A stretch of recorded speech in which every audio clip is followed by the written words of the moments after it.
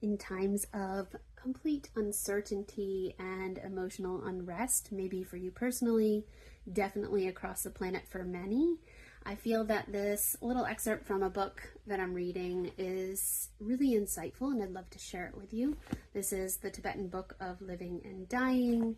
And to preface it, I just want to explain they use a word called bardo, and bardo is essentially the liminal space between death and rebirth.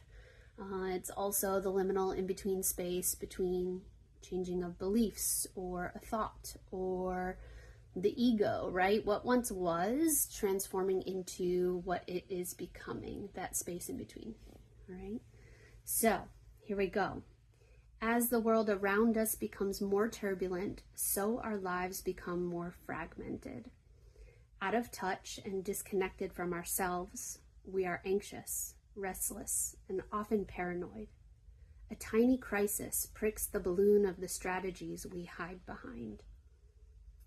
Anyone looking honestly at life will see that we live in a constant state of suspense and ambiguity. Our minds are perpetually shifting in and out of confusion and clarity.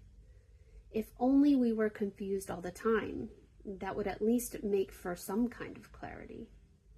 What is really baffling about life is that sometimes, despite all our confusion, we can also be really wise.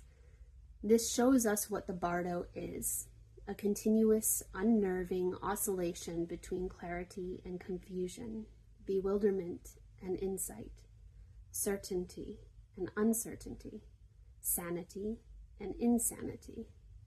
In our minds, we are now.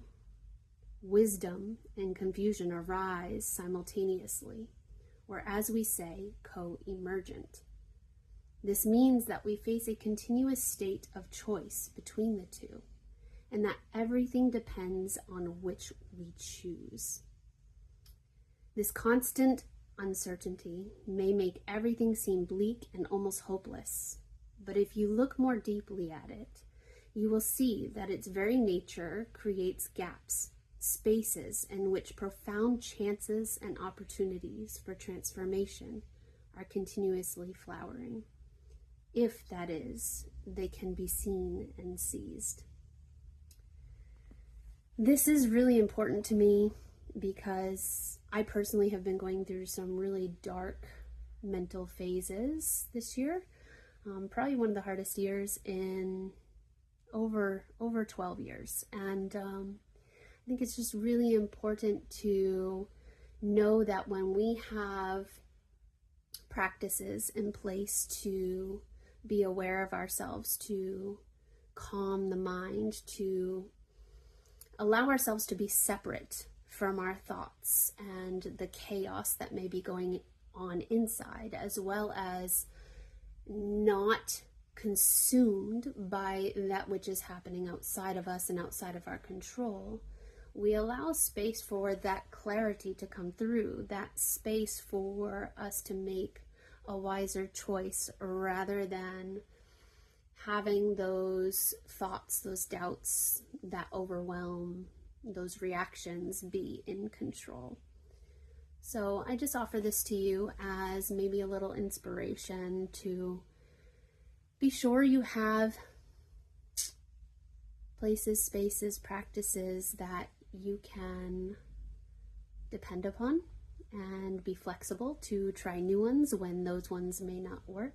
I know I've had to adapt and shift and grow in my own personal practices to be sure that I'm tending to my needs. Sometimes we outgrow or almost like build a tolerance to the practices we once had. So, but really anything to do with calming the nervous system and helping us to be more present in the now moment is key. If this is something you'd like to try, I highly suggest checking out mindfulness, meditations, sound meditations, anything really, somatic experiences, anything that can help you get there to that clarity, that space in between. I love you so much. I really am sending you all the love during these transitional times. May you be well, may you feel loved, may you feel whole.